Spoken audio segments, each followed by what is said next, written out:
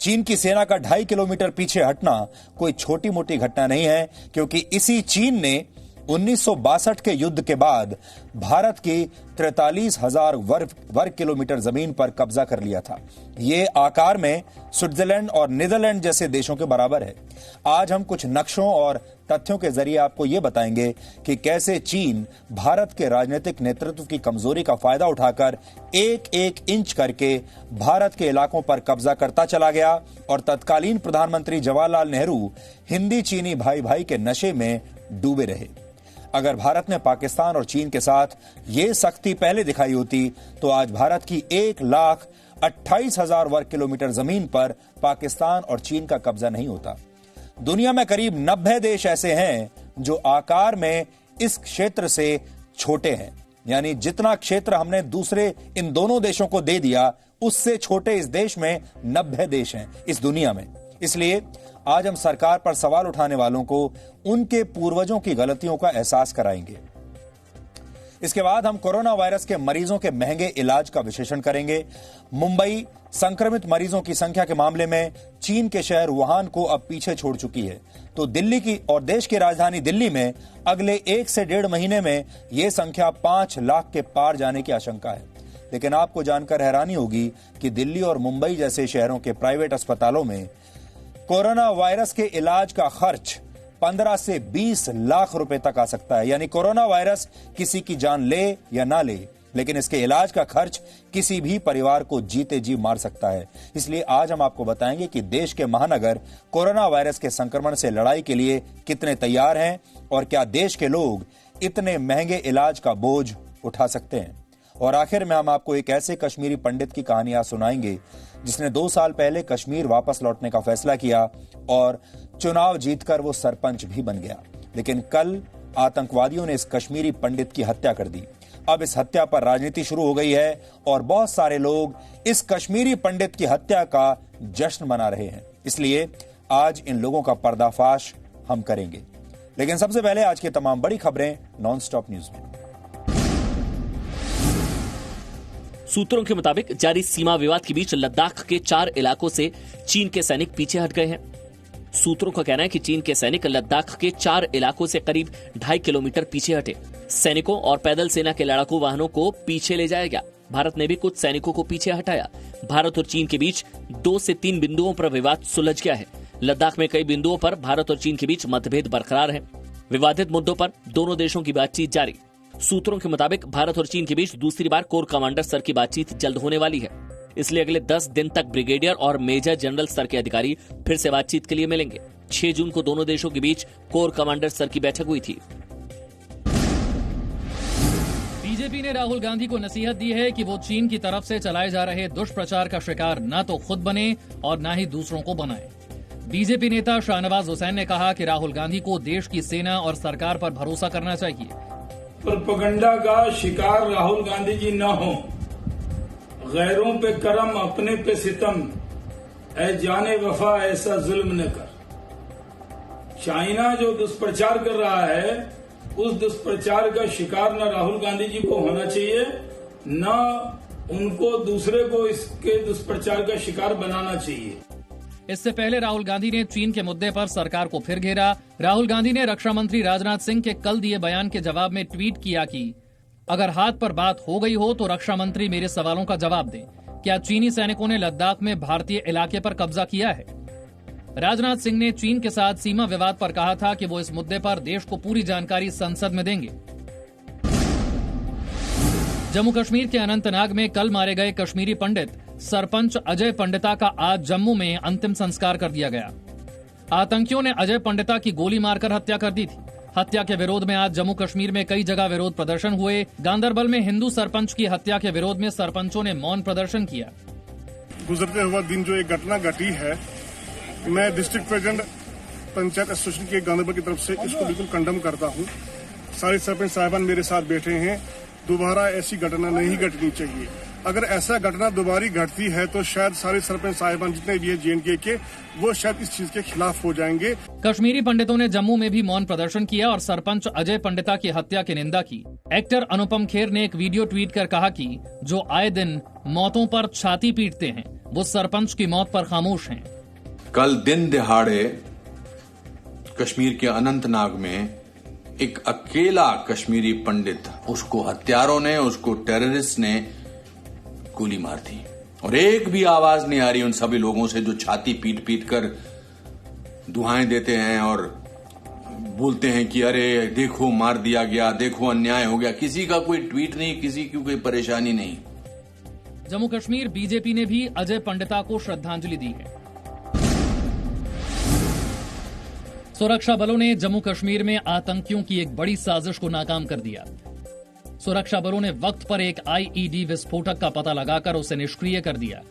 बारामूला के दंगीवाचा क्षेत्र में सड़क किनारे आतंकवादियों ने आईईडी विस्फोटक रखा था, जिसे सेना के एक गश्ती दल ने सुबह देखा।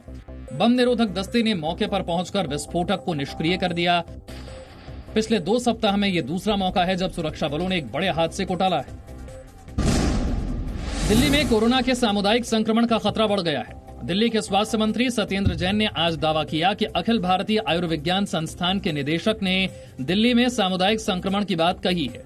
वहीं दिल्ली के उप मुख्यमंत्री मनीष सिसोदिया ने कहा कि दिल्ली में 15 जून तक कोरोना के 44,000 मामले हो जाएंगे। इसके लिए अस्पतालों में 6,600 बेड की जरूरत होगी, जबकि 31 जुलाई तक ये संख्या बढ़कर 5.5 लाख मरीज हो जाएगी और 80,000 बिस्तरों की जरूरत होगी। सियासत करना तो इसमें हमारा कोई मकसद ही नहीं था। हमारा कंसर्न है कि आने वाले समय में अगर दिल्ली में इतने केसेस बढ़ते हैं जितना एंटिसिपेट किया जा रहा है, जिस स्पीड से बढ़ रहे हैं, तो उस वक्त दिल्ली का इंफ्रास्ट्रक्चर बहुत छोटा पड़ सकता है। कोरोना संक्रमण के बढ़ते मामलों को देखते हुए आज उपराज्यपाल अनिल बैजल की अगुवाई में आपदा प्रबंधन की बैठक हुई। इस बैठक में दिल्ली सरकार की ओर से उप मुख्यमंत्री मनीष सिसोदिया ने हिस्सा लिया। उपराज्यपाल ने आज इसी मुद्दे पर सर्वदलीय बैठक भी की और कहा कि स्वास्थ्य सेवाओं पर सबका अधिकार है। देखिए, मेनली मेरी समझ में ये था कि ये ऑर्डर कॉन्स्टिट्यूशनल राइट्स को वायलेट करता है कि right to equality and right to life they also include right to health. और अगर इस तरीके का on the basis of residence deny किया जाता फैसिलिटी, तो ये वायलेटिव होता ऑफ द कॉन्स्टिट्यूशन। 2 दिन पहले दिल्ली के मुख्यमंत्री अरविंद केजरीवाल ने कहा था कि दिल्ली के अस्पताल में सिर्फ दिल्ली के लोगों का इलाज होगा, जिसे उपराज्यपाल ने बदल दिया। दिल्ली के मुख्यमंत्री अरविंद केजरीवाल को कोरोना का संक्रमण नहीं है। उनकी कोरोना टेस्ट रिपोर्ट नेगेटिव आई है। आज सुबह अरविंद केजरीवाल के जांच नमूने उनके घर पर ही लिए गए थे। अरविंद केजरीवाल को बुखार और गले में दर्द की शिकायत थी, जिसके बाद रविवार से ही वो आइसोलेशन में थे। देश में कोरोना के कुल संक्रमितों में अकेले मुंबई में ही चीन के वुहान से ज्यादा मामले हो गए हैं। संक्रमितों की संख्या में महाराष्ट्र पहले ही चीन से ऊपर जा चुका है। महाराष्ट्र में मरीजों की संख्या 90,787 हो गई है। इनमें 51,100 कोरोना संक्रमित मुंबई में मिले हैं। चीन के वुहान में मरीजों की संख्या 50,340 है। महाराष्ट्र में कोरोना से 3,289 मौत हुई है। इनमें 1,760 मौतें मुंबई में हुई हैं। महाराष्ट्र में 24 घंटे में 120 मौतें हुई हैं। इनमें 58 मौतें मुंबई में हुई हैं। चीन के वुहान शहर से ही सबसे पहले कोरोना संक्रमण की शुरुआत हुई थी। गृहमंत्री अमित शाह ने आज पश्चिम बंगाल के लिए जनसंवाद रैली की। वर्चुअल रैली में अमित शाह ने पश्चिम बंगाल के मुख्यमंत्री ममता बनर्जी को नागरिकता संशोधन कानून, राजनीतिक हिंसा और प्रवासी मजदूरों की परेशानी के मुद्दे पर घेरा। गृहमंत्री ने अम्फान तूफान और कोरोना महामारी में भी ममता सरकार पर भ्रष्टाचार के आरोप लगाए। अमित शाह ने कहा कि जिस पश्चिम बंगाल में कभी रविंद्र संगीत की गूंज होती थी, वो बंगाल अब बम धमाकों से दहल रहा है।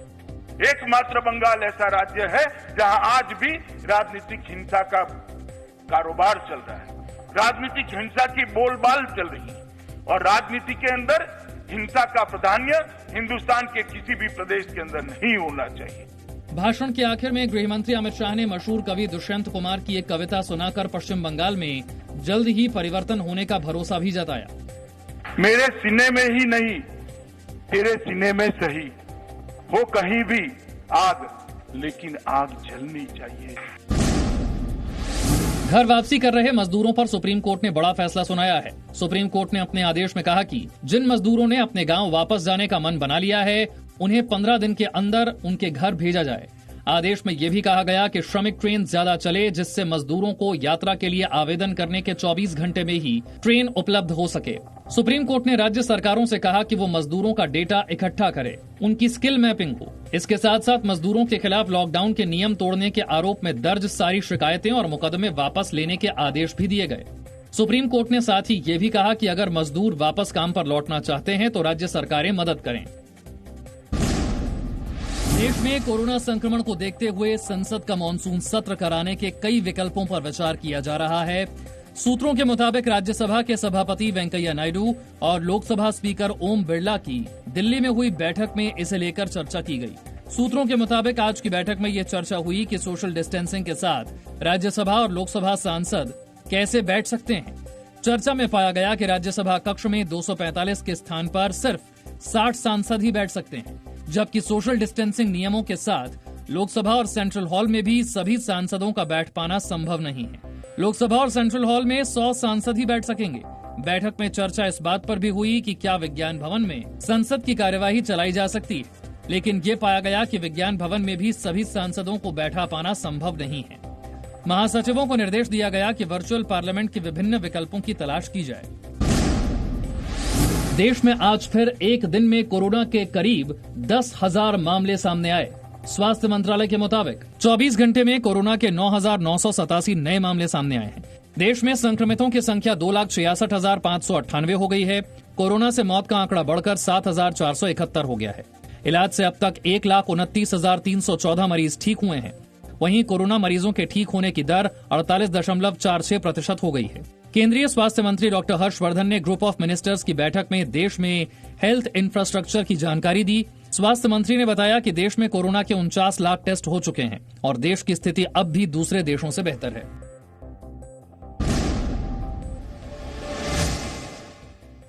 देश के टुकड़े टुकड़े गैंग और सबूत गैंग के लिए आज हमारे पास एक बहुत बुरी खबर है, और उन तमाम लोगों के लिए भी जो इस समय चीन की टीम में खेल रहे थे।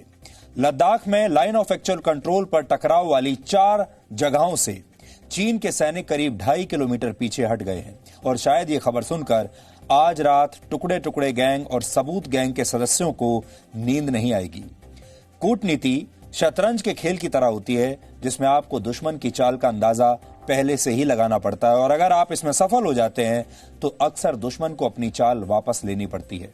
भारत के साथ चल रहे कूटनीतिक और मनोवैज्ञानिक युद्ध में आज चीन के साथ भी ऐसा ही हुआ, और ये टुकड़े टुकड़े गैंग के लिए भले ही बुरी खबर हो, लेकिन देश के लिए बहुत ही शुभ समाचार है। इसमें 2 बातें यहां से स्पष्ट होती हैं।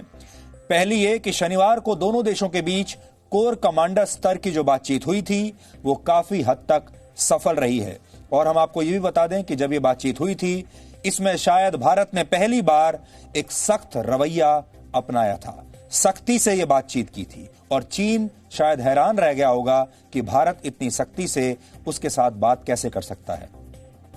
और दूसरी बड़ी बात यह है कि चीन को अब यह समझ में आ गया कि भारत के सामने उसे अपनी सीमाओं में ही रहना सीखना होगा, क्योंकि ये 2020 का भारत है, 1962 का जमाना जा चुका। ये वही चीन है जो पिछले कुछ दिनों से अपनी सैन्य शक्ति का प्रदर्शन लगातार कर रहा था और अपनी सैन्य तैयारियों के वीडियोस पूरी दुनिया में फैला रहा था। हमारे देश के कुछ लोग इन वीडियोस को देखकर तालियां बजा रहे थे।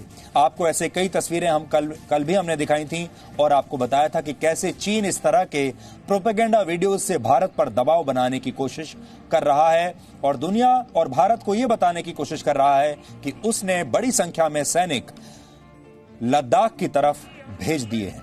लेकिन ये सब करने के बावजूद अगर चीन के सैनिक लद्दाख में पीछे हट रहे हैं तो आप चीन की सेना के खोखलेपन और भारत की मजबूती दोनों को आज अच्छी तरह से समझ सकते हैं। इसे आप एक तरह से चीन का कूटनीतिक सरेंडर भी कह सकते हैं।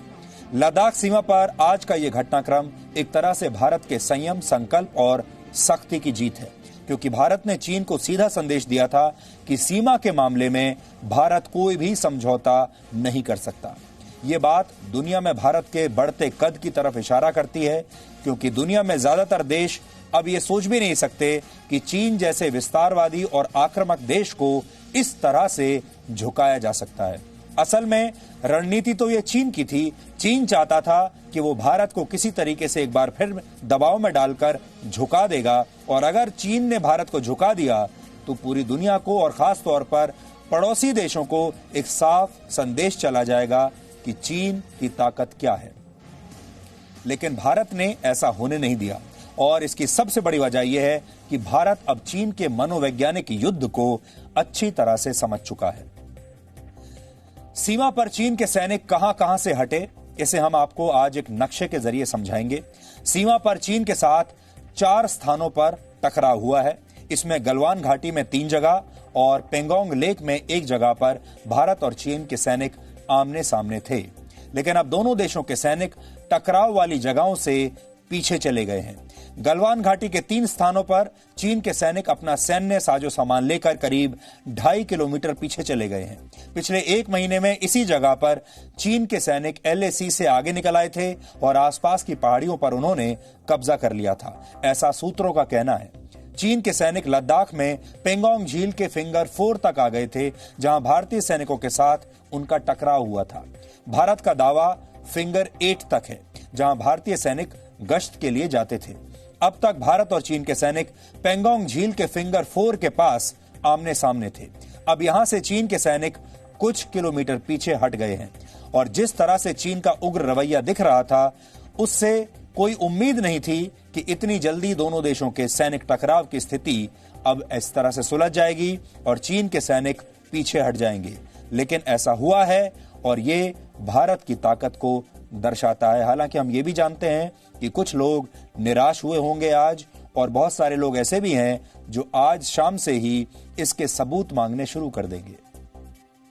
चीन पर दबाव एक सत्य है, और इसी सत्य की मजबूरी में उसने लद्दाख की अपनी पोजीशन से पीछे हटने का फैसला किया।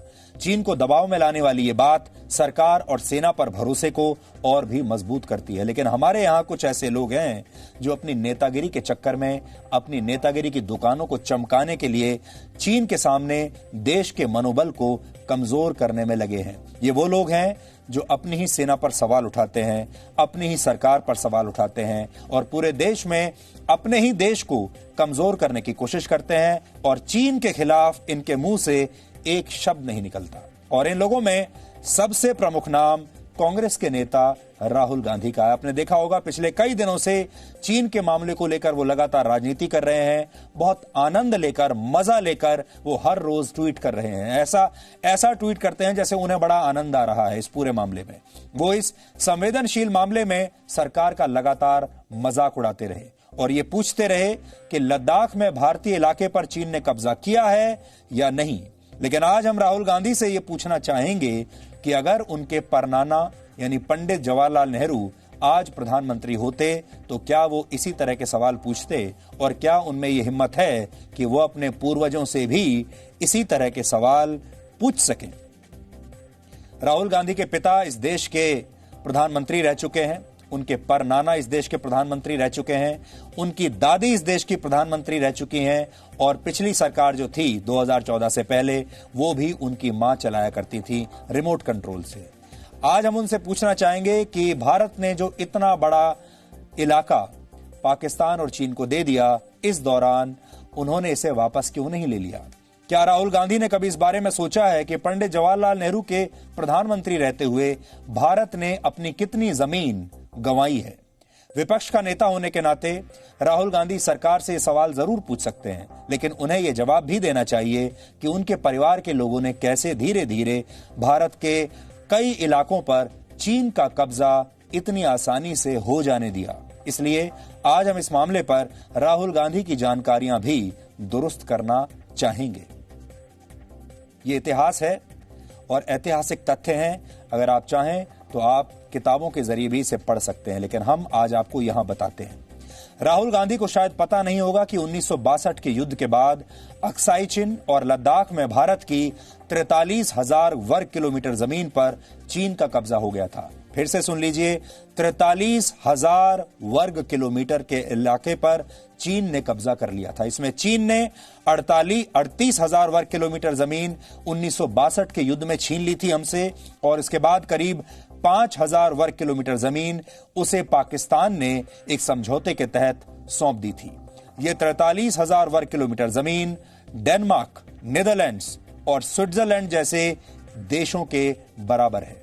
इससे पहले जवाहरलाल नेहरू के प्रधानमंत्री रहते हुए पाकिस्तान ने कश्मीर की 85,000 वर्ग किलोमीटर से ज्यादा की जमीन हमसे छीन ली थी। इसे भी आप सुन लीजिए, 85,000 वर्ग किलोमीटर, लगभग आधा कश्मीर हमसे छीन लिया था।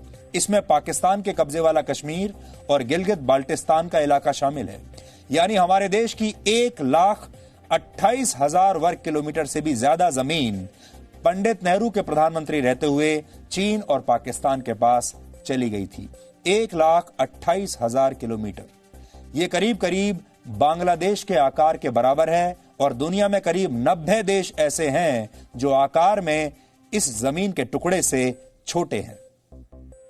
लेकिन क्या कोई ये बता सकता है कि कभी राहुल गांधी ने इस पर सवाल क्यों नहीं उठाया, इस पर सवाल क्यों नहीं पूछा? और कभी उन्होंने ये नहीं पूछा कि ये जमीन इतने वर्षों के बाद भी वापस क्यों नहीं ली गई? और उनके परनाना प्रधानमंत्री रहे, जैसा हम आपको बता चुके हैं, उनकी दादी प्रधानमंत्री रही, उनके पिता प्रधानमंत्री रहे और बाद में जो सरकारें बनी, उनकी जो मां है सोनिया गांधी, वो उन सरकारों को चला रही थी। तब भी ये जमीन वापस नहीं आई। आपको जानकर आश्चर्य होगा कि चीन जिस हांगकांग के लिए पूरी दुनिया से आज लड़ रहा है, उसका आकार भी सिर्फ 1,050 वर्ग किलोमीटर है। 1,050 वर्ग किलोमीटर। लेकिन चीन इतने छोटे से इलाके को भी अपने हाथ से जाने नहीं देना चाहता, जबकि भारत कुछ लोगों की गलती की वजह से अपनी ही जमीन का एक बहुत बड़ा हिस्सा दुश्मन देशों के हाथों पहले ही गंवा चुका है। और इतने वर्ष, दशक बीत जाने के बाद भी हमारी कभी हिम्मत नहीं हुई कि हम उन इलाकों को चीन से वापस ले सकें। आज चीन के साथ जो सीमा विवाद है, वो बहुत हद तक भारत के पहले प्रधानमंत्री जवाहरलाल नेहरू की देन है, क्योंकि उन्होंने समय रहते चीन को पहचाना नहीं। वो चीन के साथ मेल मिलाप करते रहे, उसकी तारीफें करते रहे, हिंदी चीनी भाई भाई का नारा देते रहे और उसी नशे में डूबे रहे। और जिस दौरान वो चीन के साथ दोस्ती के नशे में चूर थे, उसी समय चीन ने पहले तिब्बत पर कब्जा किया और जब वो कब्जा पूरा हो गया तो चीन ने अक्साई चिन के इलाके पर भी कब्जे की योजना बना ली थी।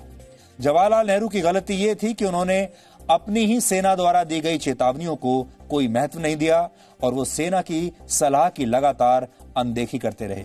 ना तो उन्होंने भारतीय सेना को युद्ध की तैयारी करने दी और ना ही चीन के साथ सीमा पर सड़कों का निर्माण होने दिया, जबकि इस दौरान चीन भारत की सीमा के पास अपने सैनिक इंफ्रास्ट्रक्चर को मजबूत बनाता चला गया, लेकिन हमने कुछ नहीं किया।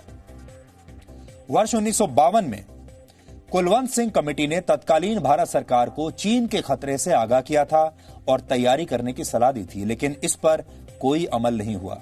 इसके विपरीत जवाहरलाल नेहरू चीन के साथ पंचशील समझौता करने में व्यस्त रहे और ऐसे समझौते के जरिए तिब्बत पर चीन के कब्जे को मान्यता देते रहे और ये मानकर बैठ गए कि चीन कभी भारत के खिलाफ कोई साजिश नहीं करेगा। लेकिन इस दौरान चीन एक एक इंच करके भारत के इलाकों पर कब्जा करने की योजना बनाता रहा।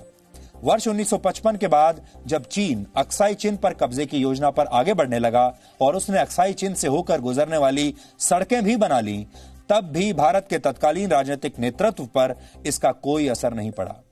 उस समय तक चीन के नेता भारत के दौरे कर रहे थे, भारत की यात्राएं कर रहे थे और भारत ये समझ रहा था कि चीन ऐसा कुछ नहीं करेगा जिससे भारत के साथ उसके संबंधों पर बुरा असर पड़े। जब तक चीन के असली मकसद को भारत समझ पाता, तब तक बहुत देर हो चुकी थी और भारत ने सीमा पर अपनी ताकत बढ़ाई और चीन के दावे वाले इलाकों में सैन्य टुकड़ियां भेजी जाने लगी। लेकिन देर से शुरू हुई ये तैयारियां भी आधी अधूरी थीं और सेना चीन के हमले का सामना करने के लिए तैयार नहीं थी। इसलिए युद्ध जब शुरू हुआ तो हम बहुत जल्द हार भी गए। नेहरू की सबसे बड़ी गलती यह मानी जाती है कि 1962 के युद्ध में वायुसेना को शामिल होने की इजाजत नहीं दी गई। उस समय भारत की वायुसेना के मुकाबले चीन की वायुसेना बहुत कमजोर थी। अगर भारतीय वायुसेना युद्ध में उतरती तो युद्ध का नतीजा कुछ और भी हो सकता था। उस वक्त की सरकार कितनी गंभीर थी, इसका अंदाजा आप इसी बात से लगा सकते हैं कि जब चीन से युद्ध के हालात बन रहे थे, तब तत्कालीन रक्षा मंत्री वीके कृष्ण मेनन संयुक्त राष्ट्र महासभा में हिस्सा लेने अमेरिका चले गए थे। इसी दौर में प्रधानमंत्री नेहरू भी एक के बाद एक विदेश दौरे कर रहे थे और जवाहरलाल नेहरू और वीके कृष्ण मेनन के सबसे चहेते सैन्य अफसर lieutenant general BM Kaul Kashmir में छुट्टियां मना रहे थे। ये तो हालत थी हमारे देश के नेतृत्व की। जब तक चीन ने तिब्बत पर पूरी तरह से कब्जा नहीं किया था, तब तक चीन ये कहता रहा कि उसके और भारत के बीच कोई सीमा विवाद है ही नहीं, क्योंकि तब उसे तिब्बत पर कब्जा करने के लिए भारत की मदद की जरूरत थी। लेकिन जैसे ही चीन ने तिब्बत को पूरी तरह से हड़प लिया, वो भारत के साथ सीमा विवाद को हवा देने लगा। इसके लिए चीन ने नए नक्शे जारी करने शुरू कर दिए। इन नक्शों में भारत के कई इलाकों को चीन में शामिल कर लिया गया। चीन अपनी सहूलियत के हिसाब से समय समय पर कैसे अपने नक्शे बदलता रहा है और कैसे पुराने नक्शों को नकारता रहा है, इसे हम आपको आज कुछ पुराने नक्शों के आधार पर समझाना चाहते हैं। अब जो नक्शा आप देखेंगे, ये वर्ष 1933 का नक्शा है जो आपकी स्क्रीन पर है। ध्यान से आप देखिएगा, जो उसी वर्ष यानी 1933 में चीन के शिक्षा और साहित्य विभाग ने छापा था। इस नक्शे के हिसाब से अक्साई चिन का ज्यादातर इलाका भारत का हिस्सा था। इस नक्शे में लद्दाख में श्योक नदी के दक्षिण पूर्व इलाके को दिखाया गया है और इसमें चेंग चेमो वैली, स्पांगुर लेक और पेंगोंग लेक का पश्चिमी हिस्सा भारत में दिखाया गया है। यह नक्शा भारत और चीन की सीमा बताने वाली उस जॉनसन लाइन के आधार पर बनाया गया था, जिसे वर्ष 1865 में हुए सर्वे के आधार पर तैयार किया गया था। आजादी के बाद भी इसी जॉनसन लाइन से भारत और चीन की सीमा का निर्धारण होता था और चीन को इस पर तब कोई भी आपत्ति नहीं थी। चीन ने इसे स्वीकार कर लिया था। अब दूसरा नक्शा देखिए। यह नक्शा वर्ष 1951 में चीन ने छापा था। इस नए नक्शे के जरिए चीन ने पुराने नक्शे के कई भारतीय इलाकों पर अपना दावा जता दिया और इन इलाकों को अपने आप ही हड़प लिया। उदाहरण के लिए स्पांगुर लेक पूरी तरह से अब चीन में दिखा दी गई और पेंगोंग लेक का एक बड़ा हिस्सा भी चीन ने अपना बना लिया।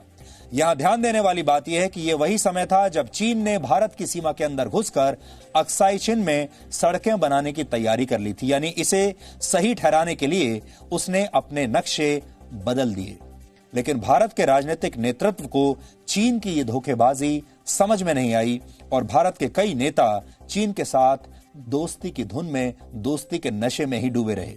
यहां तक कि तब भारत के सुरक्षा बल अक्साई चिन में गश्त करने के लिए भी नहीं भेजे जाते थे।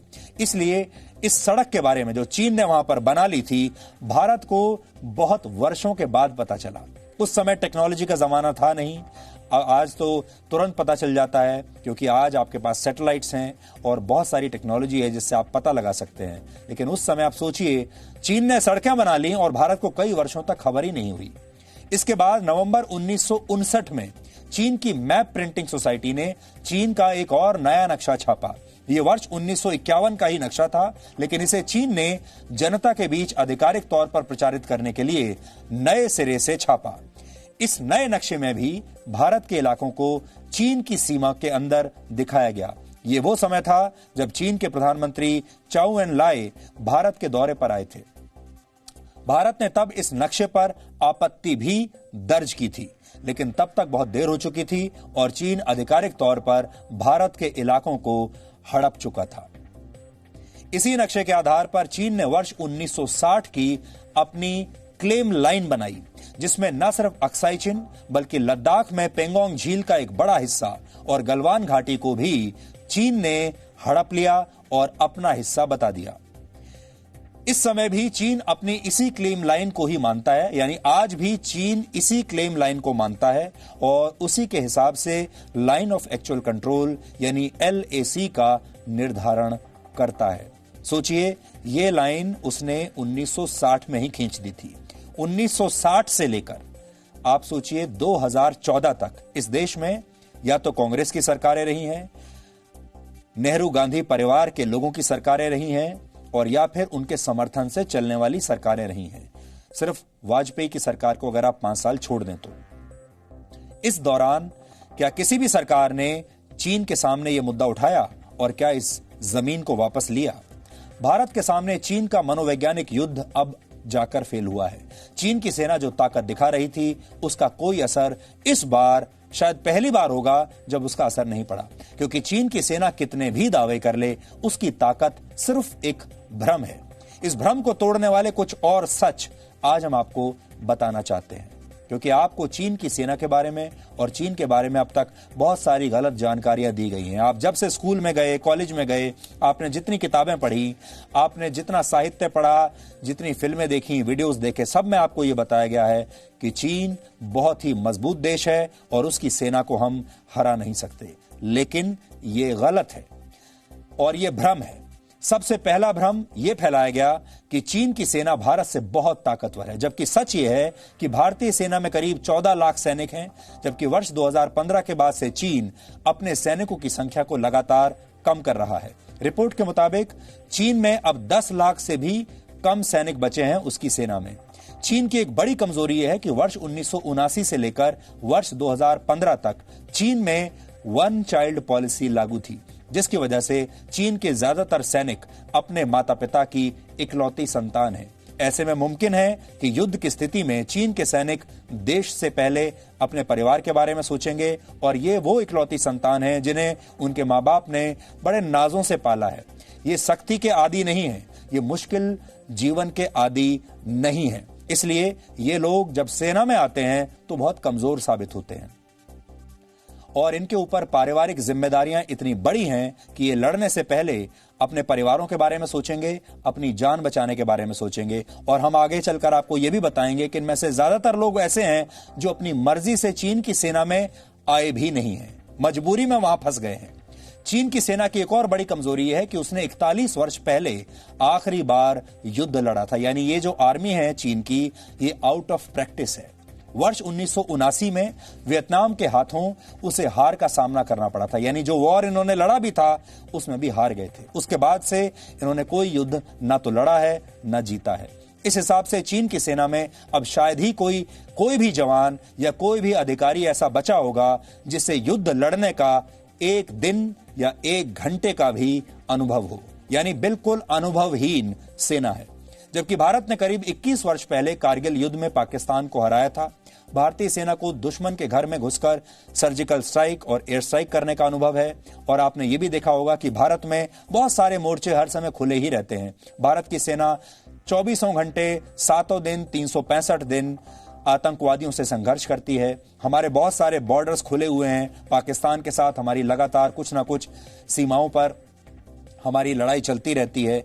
हमारे अंदर आपने देखा होगा कभी माओवादी होते हैं, कभी अलगाववादी होते हैं। अगर आप नॉर्थ ईस्ट में जाएं वहां भी कुछ ना कुछ एक्शन चलता रहता है। यानी हमारी जो सेना है वो लगातार कॉम्बैट के मोड में रहती है। और चीन अपने जिन सैनिकों के दम पर भारत के खिलाफ युद्ध छेड़ने की धमकियां देता है, असलियत में वो भारत से जंग के लिए तैयार ही नहीं है। खुद चीन की सेना ने यह माना है कि उसके 20% सैनिक युद्ध करने के लिए फिट नहीं है। 20% सैनिकों का वजन भी जरूरत से ज्यादा है, यानी मोटे हो चुके हैं। और चीन के 25% सैनिक शराब के आदी हो चुके हैं। यानी चीन भले ही दुनिया भर में अपनी ताकत का धम भरता हो, लेकिन वो केवल उसका एक मायाजाल है और कुछ नहीं। चीन खुद भी यह जानता है कि और उसे पता है कि युद्ध की स्थिति में उसे सैनिकों की कमी पड़ सकती है, इसलिए वो एक बैकअप प्लान पर भी काम करता है। इसके तहत चीन में सभी नागरिकों के लिए 2 वर्ष के लिए सैन्य सेवाएं देना अनिवार्य है। चीन की सेना में 35% सैनिक ऐसे ही होते हैं जिन्हें अनिवार्य सेवा के तहत वहां पर लाया जाता है, यानी इन्हें मजबूर करके सैनिक बनाया जाता है। और आपको हम ये भी बता दें, हम लगातार जब सीरीज चलाएंगे आपको और चीन की सेना के बारे में बताएंगे, जो लोग सेना में जाने से इनकार कर देते हैं उनके लिए चीन की सरकार ने बहुत कड़े जो पनिशमेंट है, यानी बहुत कड़ी सजा मुकर्रर करके रखी है। अगर आपने मना कर दिया कि आप सेना में भर्ती नहीं होंगे तो आपको कई तरह की सजाएं दी जाती हैं। आपको कभी चीन में सरकारी नौकरी नहीं मिलेगी और आपको और बहुत सारी ऐसी सजाएं दी जाएंगी कि आप मजबूरी में सेना में भर्ती होने के लिए तैयार हो ही जाएंगे। इसके बारे में हम आपको कल बताएंगे। अब सोचिए, ऐसे लोग कैसे कोई युद्ध लड़ सकते हैं?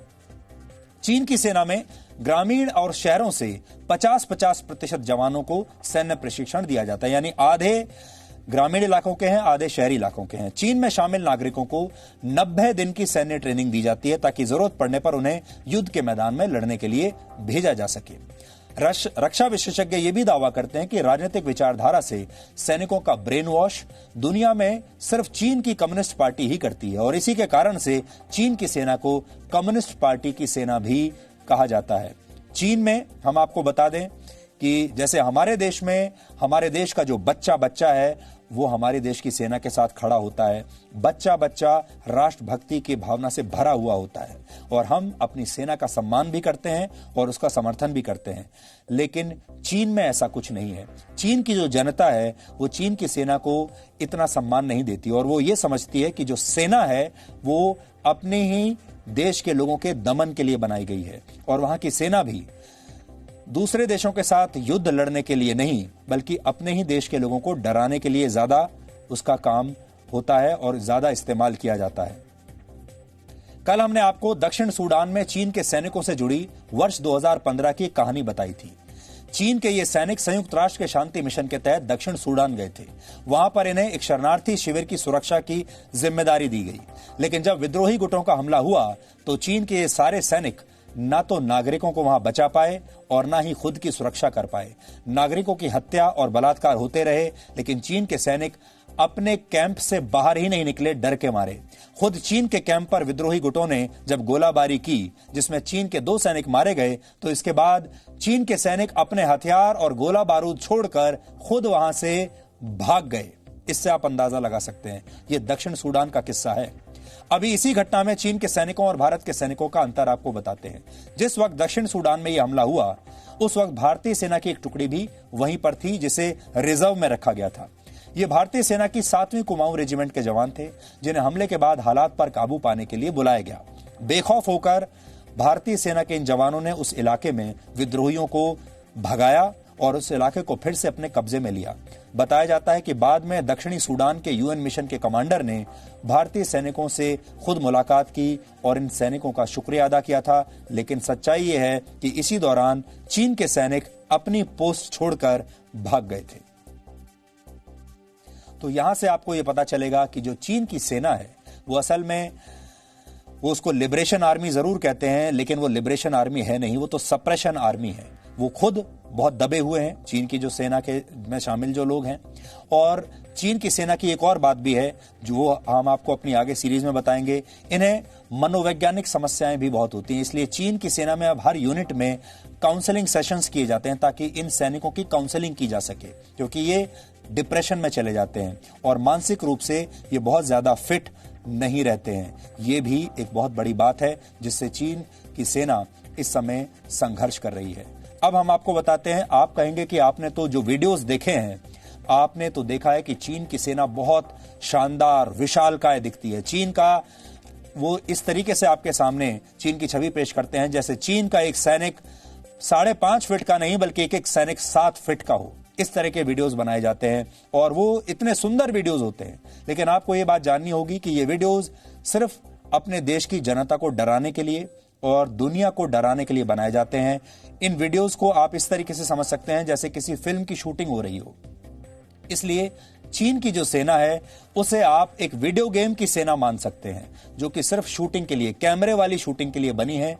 वो लड़ाई नहीं कर सकती। और अगर भारत और चीन के बीच कभी भी लद्दाख जैसे क्षेत्र में कन्वेंशनल वॉर हुआ जिसमें एक दूसरे से फिजिकल कांटेक्ट में अगर ये सैनिक आए तो भारत चीन की सेना पर भारत की सेना बहुत जबरदस्त तरीके से भारी पड़ेगी।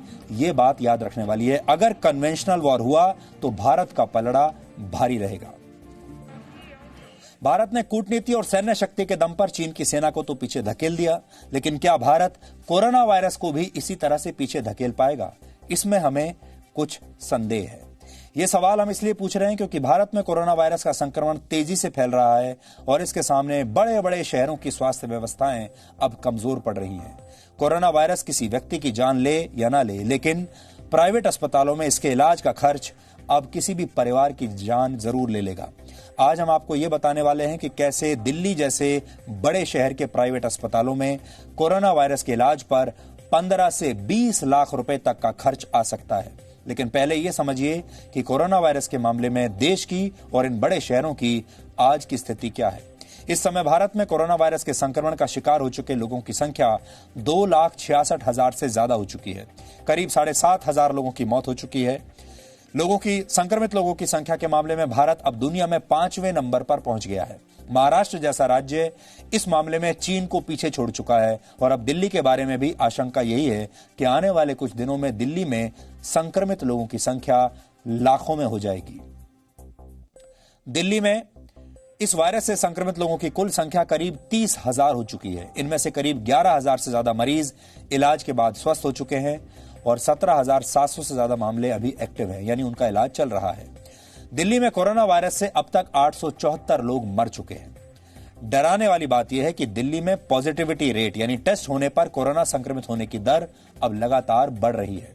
आंकड़ों के मुताबिक पिछले 24 घंटे में अकेले दिल्ली में 3700 लोगों का कोरोना टेस्ट हुआ और इनमें से 1007 लोग पॉजिटिव पाए गए। 3700 में से 1000 लोग पॉजिटिव पाए गए, यानी जितने लोगों ने टेस्ट कराया उसमें से 27% लोग संक्रमित हो रहे हैं। पिछले हफ्ते की बात करें तो यह पॉजिटिविटी रेट करीब 26% था, यानी धीरे धीरे बढ़ रहा है। यह आंकड़ा बाकी राज्यों की तुलना में बहुत ज्यादा है। दिल्ली में फिलहाल 12 से 13 दिनों में संक्रमित लोगों की संख्या दुगनी हो रही है। दिल्ली में कोरोना के हॉटस्पॉट्स की संख्या भी बढ़कर 183 हो चुकी है। इस महीने की पहली तारीख को छोड़ दें तो इस महीने दिल्ली में अब तक प्रतिदिन 1000 से ज्यादा नए मामले सामने आए हैं। अगर यही रफ्तार रही तो आज से 5 दिन के बाद यानी 14 जून तक दिल्ली में संक्रमण के कुल मामले 44,000 से ज्यादा हो जाएंगे। ये आंकड़ा 30 जून तक बढ़कर 1 लाख होने की आशंका है, यानी इसी महीने के आखिर तक 1 लाख। इसी रफ्तार से 15 जुलाई तक अकेले दिल्ली में कोरोना वायरस से संक्रमण के 1.25 लाख मामले हो चुके होंगे और 31 जुलाई तक मरीजों की संख्या अकेले दिल्ली में 5.5 लाख तक पहुंच सकती है दिल्ली में। और तब दिल्ली के अस्पतालों में इलाज के लिए कम से कम 80,000 हॉस्पिटल बेड्स की आवश्यकता होगी, यानी करीब 1.25 महीने में दिल्ली जैसा शहर कोरोना वायरस के संक्रमण के मामले में दुनिया के बड़े बड़े देशों को पीछे छोड़ चुका होगा। दिल्ली में फिलहाल 100 से ज्यादा अस्पतालों में कोरोना के मरीजों के इलाज की सुविधा है, जिनमें सिर्फ 8 सरकारी अस्पताल हैं। सरकारी अस्पतालों में तो इस महामारी का इलाज मुफ्त है, लेकिन प्राइवेट अस्पतालों में मरीज को इलाज का खर्च खुद उठाना पड़ता है। लेकिन क्या आप जानते हैं कि कोरोना के एक मरीज के इलाज के लिए प्राइवेट अस्पताल कितना पैसा ले रहे हैं? एक कोरोना संक्रमित मरीज के इलाज का औसत खर्च कितना हो सकता है? इसे जानने के लिए हमने दिल्ली के कुछ प्राइवेट अस्पतालों में इलाज करवा चुके मरीजों से जाकर बात की, जिससे हमें कुछ महत्वपूर्ण बातें पता चली। आज आपके लिए यह जानना बहुत जरूरी है। एक मरीज को 4 से 8 लाख रुपए एडवांस के रूप में अस्पताल में जमा कराने होते हैं। नोट कर लीजिए, 4 से 8 लाख रुपए। 2 से 3 बेड के वार्ड में प्रतिदिन का जो खर्चा है वो 40,000 रुपए तक हो सकता है, और उसमें भी आपको अकेले कमरा नहीं मिलेगा। जिस कमरे में 2 से 3 लोग रखे गए हैं आपके साथ, वहां आपको 40,000 रोज देने पड़ेंगे, 40,000 रुपए। जबकि सिंगल रूम अगर आप लेना चाहते हैं तो उसका किराया 50,000 रुपए प्रतिदिन तक होता है। इसी तरह अगर किसी की हालत ज्यादा गंभीर हो जाए और उसे आईसीयू में भर्ती कराना पड़े तो इसके लिए औसतन 75,000 रुपए प्रतिदिन आपको खर्च करने पड़ेंगे, 75,000 रुपए रोज। और अगर मरीज को वेंटिलेटर पर रखना पड़ जाए तो आईसीयू में एक दिन का खर्च 1 लाख रुपए से भी ज्यादा का हो सकता है। यानी अगर किसी मरीज को 10 दिन भी किसी प्राइवेट अस्पताल में बिताने पड़ गए तो उसे कम से कम 5 से 6 लाख रुपए तो खर्च करने ही पड़ेंगे, और अगर हालत गंभीर हुई तो 10 लाख रुपए। इसके अलावा पीपीई किट्स, जो अस्पताल का स्टाफ जो पीपीई किट्स पहन रहा है, जो डॉक्टर और स्वास्थ्य कर्मी पीपीई किट्स का इस्तेमाल कर रहे हैं, उसका खर्च भी मरीजों से ही वसूला जाता है। और अगर किसी मरीज को कुछ दिनों के लिए वेंटिलेटर की जरूरत पड़ गई तो आपका खर्च 10 लाख रुपए से ऊपर जा सकता है। इसके अलावा दवाओं का खर्च और दूसरे खर्चों को इसमें जोड़ लिया जाए तो औसतन एक मरीज को 15 से 20 लाख रुपए भी खर्च करने पड़ सकते हैं। ये इस पर निर्भर करता है कि आपकी किस्मत कितनी खराब है। अब सवाल यह है कि जिस बीमारी की कोई दवा आज तक बनी ही नहीं है, उस बीमारी के इलाज के नाम पर लाखों रुपए वसूले कैसे जा रहे हैं। दिल्ली सरकार ने खुद माना है कि दिल्ली के प्राइवेट अस्पतालों में हॉस्पिटल बेड्स की ब्लैक मार्केटिंग हो रही है।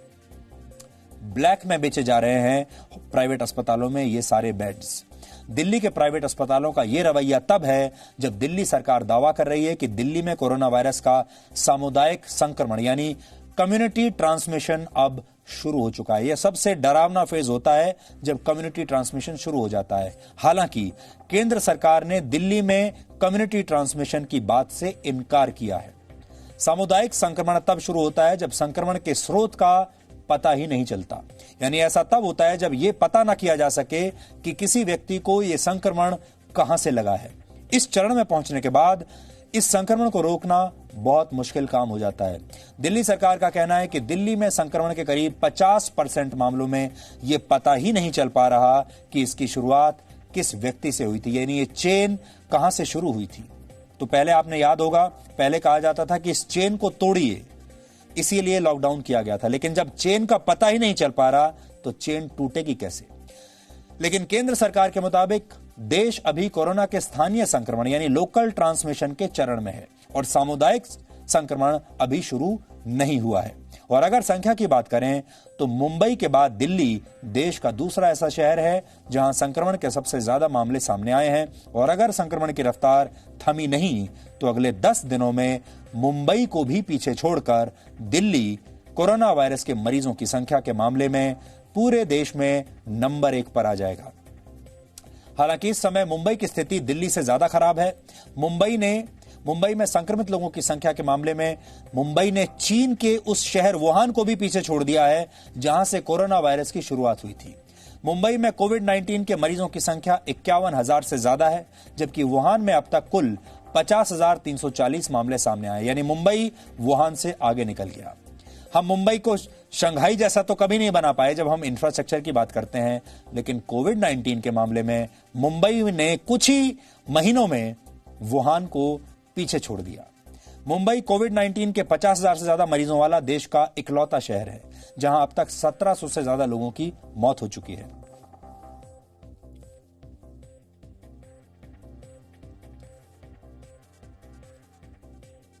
आज ये रिपोर्ट हम देश के उन सारे परिवारों के लिए कर रहे हैं, उन सारे लोगों के लिए कर रहे हैं जो कोरोना वायरस से संक्रमित होने की वजह से बहुत डरे हुए हैं, जो हमसे ये जानना चाहते थे। हमें देश भर के लोगों ने लिखा कि वो जानना चाहते हैं कि अगर उन्हें कोरोना वायरस का संक्रमण लग गया तो फिर अस्पताल में क्या ड्रिल होगी, कितना खर्चा आएगा, बेड मिलेगा या नहीं मिलेगा। यहां पर हम 5 मिनट का एक ब्रेक ले रहे हैं। ब्रेक के बाद हम आपको कोरोना मरीजों के इलाज पर यह पूरी ग्राउंड रिपोर्ट दिखाएंगे, इसलिए 5 मिनट का आप भी एक ब्रेक ले लीजिए, अपने सारे काम 5 मिनट में निपटा लीजिए, क्योंकि इसके बाद जो खबर आने वाली है वो देश के हर परिवार को और हर व्यक्ति को जरूर देखनी चाहिए। यह खबर बाद में आपके काम आएगी।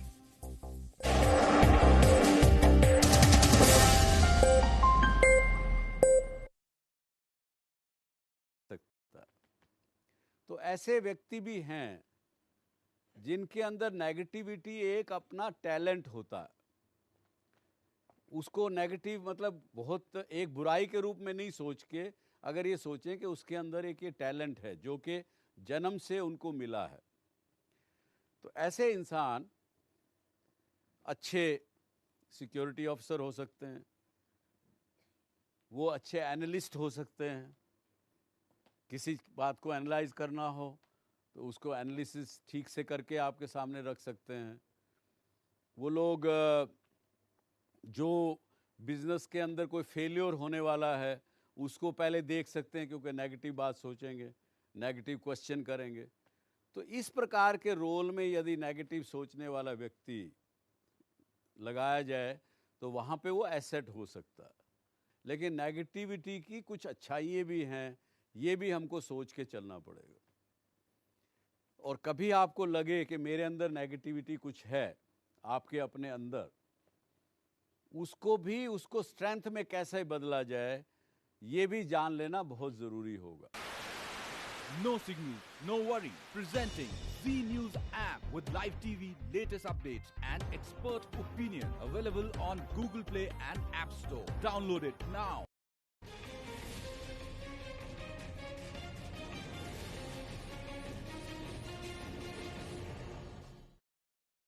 जब आदमी कन्विंस नहीं होता किसी बात से, तो उसके बारे में फिर धीरे धीरे नेगेटिव सोचने लगता, और वो नेगेटिविटी फिर हमारे ऊपर कब्जा कर लेती। तो इसका इलाज बड़ा सिंपल है। आज जिंदगी हमारी बड़ी सिंपल है, लेकिन क्योंकि वातावरण इस प्रकार का बन गया, वेस्टेड इंटरेस्ट इतने चारों तरफ हमारे हैं, लोग एक्सप्लॉयटेशन की नीतियाँ चारों तरफ ऐसी हैं, जिसके कारण से जो सीधी सच्ची चीज़ थी उसको हमने बड़ा कॉम्प्लिकेटेड रूप से करके और बढ़ा चढ़ा के सोचने लगे, जिसके कारण से कंफ्यूज हो गए। नहीं तो सिंपल सी बात है, ज़िंदगी का एसेंस, मैं पहले भी कई अपने शो में कह चुका हूँ, ज़िंदगी का सार, निचोड़ केवल दो ही हैं। एक ये कि प्रेजेंट में रहो, पास्ट और फ्यूचर में अपने दिमाग को मत जाने दो, और दूसरा ये कि जो कुछ है वो इस 5 हाथ की काया में ही है, आपके अपने अंदर ही है। हम ढूंढते हैं बाहर, हर बात का जवाब हम दूसरे जगह ढूंढते हैं, लेकिन अगर सिंपलिस्टिकली अगर अपने आप से समझें तो आपको अपनी बात का जवाब अपने पास ही मिलेगा। और उसको कोई नेगेटिविटी है या कोई भी ऐसी चीज़ है जो आपकी सक्सेस में बाधा बन रही है, जो आपकी खुशियों के बीच में आड़े आ रही है, उसको जब आपको समझ आया कि मेरे अंदर ये कमी है, उसको ठीक करने के लिए हमें ही चलना पड़ेगा। ये शो हो चाहे मैं हूँ, केवल आपको रास्ता दिखा सकते हैं, रास्ता चलना आपको पड़ेगा। लेकिन आज हम बात करें नेगेटिविटी की। नेगेटिव असर हमारे पर बहुत से होते हैं, लेकिन उससे पहले हम पॉजिटिव बात करेंगे, क्योंकि जब तक हम पॉजिटिव नहीं सोचेंगे तब तक हम जिंदगी में नेगेटिविटी को हटा नहीं सकेंगे। अगर एक कोई बड़े, जैसे आपका कॉलेज है, आपके प्रिंसिपल हैं, उनके टीचर्स हैं, कॉलेज की भलाई के लिए कुछ काम वो सोच रहे हैं, 6-7 लोग अगर बैठे हैं, उसमें से यदि एक व्यक्ति नेगेटिव सोचने वाला भी हो ना, तो वो फ़ायदा कर सकता है, क्योंकि वो जो विषय डिस्कस किया जा रहा है, जो निर्णय आपने लेना है, उस पे नेगेटिव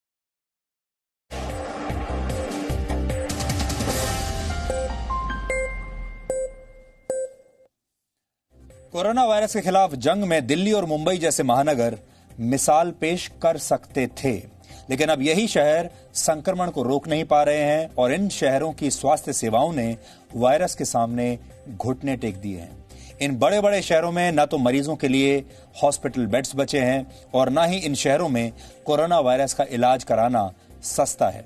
और आपने कई जगह ये पढ़ा होगा, देखा होगा कि दिल्ली में कई जगह ऐसा हुआ है जब मरीज एक के बाद एक लगातार एक अस्पताल के बाद दूसरे अस्पताल, 5 अस्पताल, 6 अस्पताल तक जाते हैं और किसी भी अस्पताल में उन्हें जगह नहीं मिल पा रही है। यहां तक कि कई मरीजों के साथ तो ऐसा भी हुआ है कि उन्हें दिल्ली के बाहर किसी दूसरे सरकारी अस्पताल में रखना पड़ा है, क्योंकि दिल्ली में अब किसी भी अस्पताल में बेड्स बचे ही नहीं है। आज हमने देश की राजधानी दिल्ली की स्वास्थ्य सेवाओं पर एक ग्राउंड रिपोर्ट तैयार की है।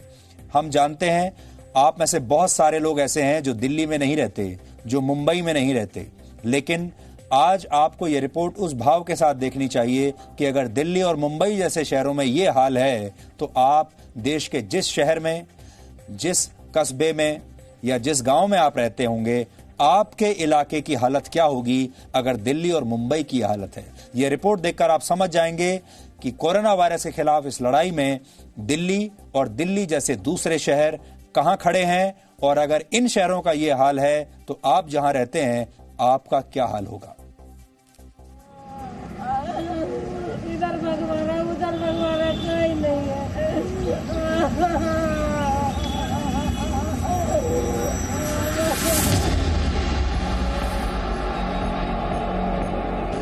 कोरोना वायरस से 4 कदम आगे चलने का दावा करने वाले दिल्ली के मुख्यमंत्री अरविंद केजरीवाल खुद आइसोलेशन में हैं और दिल्ली में बिस्तरों की कोई कमी ना होने का दावा करने वाले उप मुख्यमंत्री मनीष सिसोदिया कह रहे हैं कि दिल्ली में अब कोरोना आउट ऑफ कंट्रोल हो चुका है। कोई भी सरकार एकदम से 80,000 बेड्स के साथ तैयार होगी, 1 लाख बेड्स के साथ तैयार होगी, हम आदर्श के रूप में और उन सब के रूप में बड़ी बड़ी बातें कर सकते हैं, पर जमीनी हकीकत यह है कि कोई भी सरकार इस तरह से, कोई भी शहर इस तरह से तैयार नहीं होगा। पर हम जितना हो सकता है इसको स्ट्रेच कर करके सारी बेस्ट पॉसिबल फैसिलिटीज, चाहे वो प्राइवेट हॉस्पिटल की हों, होटल्स की हों या स्टेडियम्स की हों, और कोई जो हॉल्स हैं दिल्ली में उपलब्ध हैं उनकी हों, जहां जहां भी पॉसिबिलिटी होगी हम हर जगह medical facilitated bed, medical facility develop करने की कोशिश करेंगे। ये वही केजरीवाल सरकार है जो कोरोना के खिलाफ अपने इंतजामों के लिए खुद अपनी ही पीठ थपथपाते नहीं थक रही थी, लेकिन उनके दावों की हकीकत जाननी हो तो दिल्ली सरकार के किसी भी अस्पताल के बाहर चले जाइए।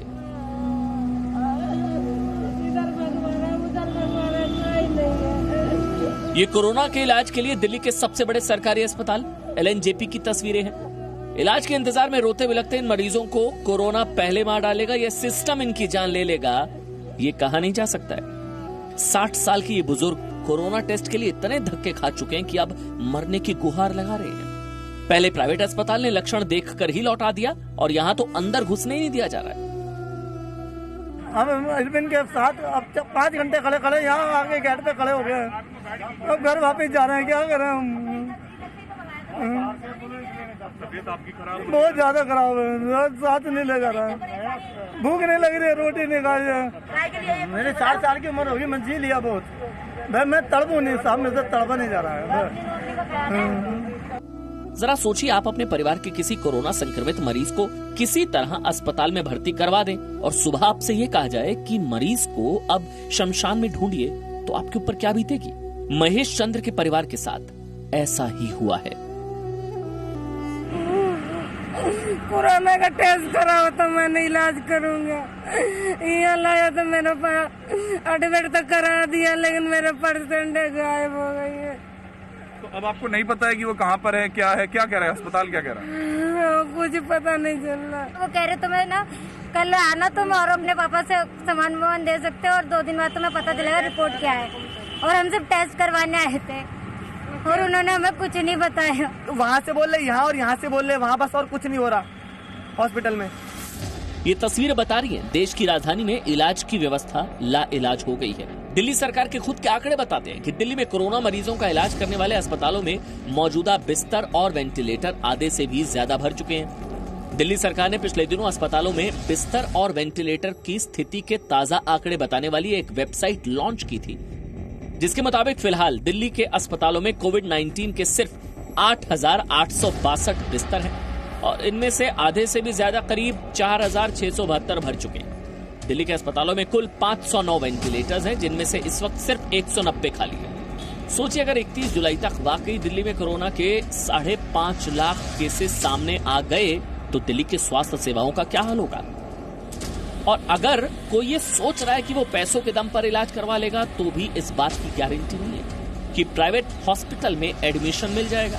फिलहाल स्थिति तो ये है कि बेड्स भी बिना सिफारिश नहीं मिल रहे हैं। संजय अरोड़ा से मिलिए, जो अपनी कोरोना संक्रमित पत्नी के इलाज के लिए गंगाराम अस्पताल पहुंचे। जहां वो अपनी पत्नी को भर्ती नहीं करा पाए तो LNJP अस्पताल पहुंच गए। यहाँ घंटों सिस्टम से जूझते रहे, यानी ये प्राइवेट और सरकारी दोनों सिस्टम को झेल चुके हैं, लेकिन अपनी पत्नी को नहीं बचा पाए। अपनी पत्नी का पार्थिव शरीर लेने आए संजय के लिए सिस्टम का नाकारापन यहीं खत्म नहीं हुआ, शव भी गलत थमा दिया गया। टेस्ट कराने के बाद उन्होंने कहा जी कि इसकी रिपोर्ट पॉजिटिव है। हमने कहा जी फिर उन्होंने कहा जी इसके लिए आपको 5 लाख रुपए देने पड़ेंगे और आज हम इनको भर्ती करेंगे आईसीयू में। उन्होंने आईसीयू में उनको भर्ती किया और मुझसे उन्होंने उसी टाइम 1,20,000 रुपए ले लिए। 1,20,000 मुझसे ले लिए एक दिन। 50 साल के मुशीर अहमद को सरगंगाराम अस्पताल के कोविड-19 वार्ड में 5 जून को भर्ती कराया गया। आज सुबह मुशीर अहमद की मृत्यु हो गई। परिवार का आरोप है कि अस्पताल अब शव देने से इनकार कर रहा है और परिवार पर यह दबाव बनाया जा रहा है कि पहले वो बिल का भुगतान करे, जिसके बाद ही शव को सौंपा जाएगा। अस्पताल का बिल जानते हैं आप? 2,56,882 रुपए। इससे पहले अस्पताल का 1,20,000 रुपए पहले ही दिया जा चुका है। कई अस्पतालों ने पहली रेट लिस्ट की जानकारी तक चिपका दी है ताकि बाद में पैसे वसूलने में दिक्कत ना हो। ऐसी कोरोना के क्राइसिस के अंदर इस तरीके की लूट क्या जायज है? दूसरी बात यह है कि इन सब हॉस्पिटल्स को सरकार ने कहा है कि आप एडिशनल कोविड बेड्स जो है वो रखिए, बना सकते हैं वो। अब वो कोविड बेड इसलिए बनाएंगे कि लोगों को ज्यादा लूटा जाए। तो दिल्ली सरकार को चाहिए कि इस मामले में जो है इमीडिएटली कोई ना कोई लगाम जो है इनके ऊपर लगना चाहिए। अब डॉक्टर उपेंद्र कौल से मिलिए। ये दिल्ली के निजी अस्पताल में कार्डियोलॉजिस्ट हैं। मरीजों के इलाज के दौरान इन्हें कोरोना संक्रमण हो गया। वो खुद मानते हैं कि दिल्ली की स्वास्थ्य सेवाएं कोरोना को काबू करने में फेल हो रही हैं और निजी अस्पतालों में इलाज हर किसी के बस की बात नहीं है। ऐसे के अंदर तो ऐसे अस्पतालों को कुछ एड देनी चाहिए। अगर आप उनकी सर्विसेज मांग रहे हो सबकी की सब हम कोविड अस्पताल बना देंगे जी, प्राइवेट हॉस्पिटल्स को। Private hospitals have to run, तो उनको फिर एड दीजिए कुछ। तो वो कैसे होगा कि वो भी अपनी पैकेज लेते हैं। ये कहानियां सिर्फ दिल्ली के अस्पतालों की नहीं है। मुंबई समेत लगभग हर महानगर का यही हाल है, जो मेट्रो सिटी कहलाते हैं, जहां लोग बेहतर सुविधाएं मिलने की उम्मीद करते हैं। लेकिन कोरोना ने इन महानगरों की स्वास्थ्य सुविधाओं के खोखलेपन को उजागर कर दिया है। सोचिए, जब आने वाले वक्त में कोरोना के केस बढ़ते जाएंगे तो इन महानगरों का क्या हाल होगा। पूजा मक्कड़, रूफी जैदी और वरुण भसीन के साथ ब्यूरो रिपोर्ट, जी मीडिया। प्राइवेट अस्पतालों में इतना महंगा इलाज तब हो रहा है जब भारत में औसत प्रति व्यक्ति आय सिर्फ 11,254 रुपए प्रति महीना है। जिस देश की 21% आबादी अब भी गरीबी रेखा के नीचे रहती है, उस देश के अस्पतालों को अपना ये रवैया हर हाल में बदलना चाहिए। लेकिन आपने भी ये देखा होगा कि ये जो पूरी इंडस्ट्री है स्वास्थ्य की, हेल्थ की, ये एक बहुत बड़ा उद्योग बन चुकी है। और जिस तरीके से कोरोना वायरस के इस दौर में जब प्राइवेट अस्पतालों को लोगों की मदद करनी चाहिए थी, जब इस आपदा में सबको मिलजुल कर काम करना चाहिए था, चाहे प्राइवेट अस्पताल हो चाहे सरकारी अस्पताल हो, ऐसे में प्राइवेट अस्पतालों ने जो किया है, ये 10 लाख रुपए 15-15 लाख रुपए के बिल बनाकर, ये नेशनल सर्विस नहीं कही जा सकती। जब दिल्ली और मुंबई जैसे महानगरों का ये हाल है, तो अब जरा सोचिए देश के बाकी शहरों का क्या हाल होगा जहां आप रहते हैं। ग्रामीण इलाकों की स्थिति तो और भी खराब होती होगी। आप में से जो लोग ग्रामीण इलाकों में रहते हैं वो अच्छी तरह से जानते हैं कि हम क्या बात कर रहे हैं। देश के ग्रामीण इलाके अब कोरोना वायरस का नया केंद्र बनते जा रहे हैं और अगर इस तरफ ध्यान नहीं दिया गया तो स्थिति बहुत ज्यादा बिगड़ सकती है। आप सब जानते हैं कि बड़े बड़े शहरों से जो हमारे श्रमिक लोग हैं वो वापस अपने गांवों में चले गए हैं और उनमें से बहुत बड़ी संख्या में लोग अपने साथ संक्रमण को भी गांवों में ले गए हैं। बात सिर्फ हॉस्पिटल बेड्स और वेंटिलेटर्स की नहीं है, डॉक्टरों और नर्सों की कमी भी एक बहुत बड़ी चुनौती है। नीति आयोग ने वर्ष 2019 में एक रिपोर्ट तैयार की थी जिसके मुताबिक देश के सरकारी अस्पतालों में डॉक्टरों और नर्सों की संख्या जरूरत से बहुत कम है। देश के जिला अस्पतालों में स्पेशलिस्ट डॉक्टर्स के 80% से ज्यादा पद खाली पड़े हैं क्योंकि गांव में कोई डॉक्टर जाना नहीं चाहता। दिल्ली समेत 6 राज्यों के सरकारी अस्पतालों में मेडिकल ऑफिसर्स के 40% से ज्यादा पद खाली हैं। सरकारी अस्पतालों में 40% मेडिकल स्टाफ के पद खाली पड़े हैं। लेबोरेटरी टेक्नीशियंस के भी 40% पद खाली हैं। नर्स और फार्मासिस्ट की संख्या भी जरूरत से 16% हमारे देश में कम है। और नीति आयोग की रिपोर्ट के मुताबिक देश में 60,000 से ज्यादा छोटे बड़े अस्पतालों में करीब 10 लाख बेड्स हैं, जबकि मरीजों की संख्या को देखते हुए देश में 20 लाख हॉस्पिटल बेड्स की जरूरत है। आज हमने इस समस्या का समाधान ढूंढने की कोशिश की है। ये नहीं कि आपको सिर्फ समस्या बता दी, समाधान ढूंढने की कोशिश की है। हालांकि ये है बड़ा मुश्किल काम। इस दौरान हमें यह पता चला कि रातों रात स्वास्थ्य सेवाओं को मजबूत करना आसान नहीं है। दिल्ली और मुंबई ही नहीं, दुनिया के किसी भी शहर के लिए एक बहुत बड़ी चुनौती है, किसी भी देश के लिए। न्यूयॉर्क जैसे शहरों में भी हॉस्पिटल बेड्स कम पड़ने लगे थे। स्पेन और इटली जैसे देशों के अस्पतालों में कोविड-19 से मारे गए मरीजों के शव रखने की जगह नहीं बची थी। इन देशों में सैकड़ों शवों को सड़क पर ही रख दिया गया था। ये कहते हुए हमें बहुत दुख तो हो रहा है, लेकिन मौजूदा स्थितियों को देखकर ऐसा लगता है कि दिल्ली और मुंबई समेत देश के कई शहरों में भी अगर हमने ठीक से काम नहीं किया तो ऐसे हालात पैदा हो सकते हैं। हो सकता है तब डॉक्टरों को यह तय करना पड़े कि किसकी जान बचानी है और किसे मरने के लिए छोड़ देना है, क्योंकि जिन देशों का जिक्र अभी हमने आपसे किया, ये सारे बड़े बड़े विकसित देश हैं। ये सारे वो देश हैं जहां का वीजा मिलना आप किसी सपने का पूरा होने जैसा मानते हैं, जहां आप बसने की तैयारी करते हैं, जहां आप सोचते हैं कि इन देशों में रहेंगे तो जिंदगी बन जाएगी। उन देशों में भी हालात ऐसे ही हो गए थे। इन देशों में यह हाल तब था जब ये देश पूरी तरह लॉकडाउन में थे, और ये सारे देश ऐसे थे जहां डॉक्टरों ने यह तय कर लिया था कि जिसकी जान बच सकती है सिर्फ उसे रखेंगे, और जिसकी तबीयत ज्यादा खराब है, जिसकी जान नहीं बच सकती, उन्हें मरने के लिए छोड़ दिया गया था। खासतौर पर जिन लोगों की उम्र ज्यादा थी, जो सीनियर सिटीजन्स थे, उन्हें मरने के लिए छोड़ दिया गया था, क्योंकि वो जानते थे कि इनकी जान बचेगी नहीं। ऐसी स्थिति हमारे देश में भगवान करे ना आए, और इसीलिए ये सही समय है जब हमने अगर सख्त कदम नहीं उठाए तो फिर हमारी स्थिति भी वहीं पहुंच जाएगी।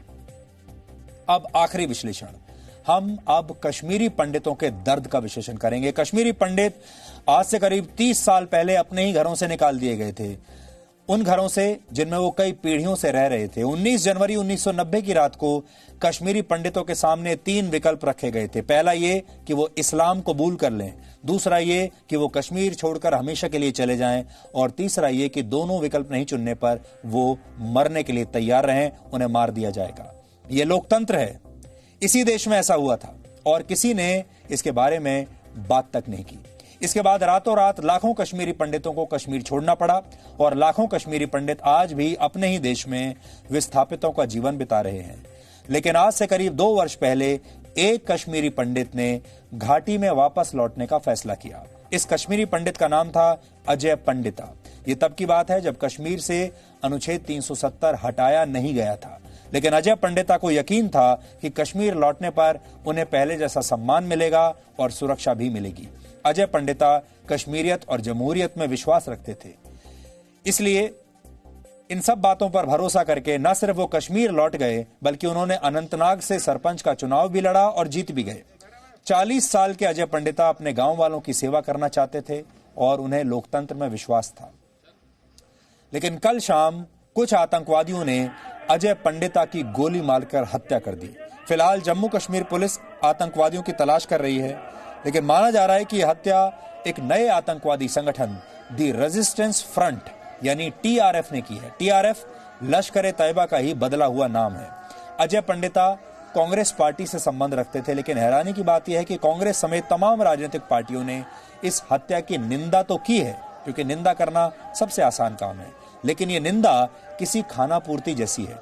क्योंकि इस साल जब जम्मू कश्मीर में पंचायत चुनाव कराए जाने का ऐलान हुआ था, तब कांग्रेस समेत तमाम पार्टियों ने इसे शक की निगाह से देखा था, और कांग्रेस ने तो यह शर्त रखी थी कि पहले गिरफ्तार किए गए कश्मीरी नेताओं को रिहा किया जाए, फिर वो चुनाव लड़ेगी।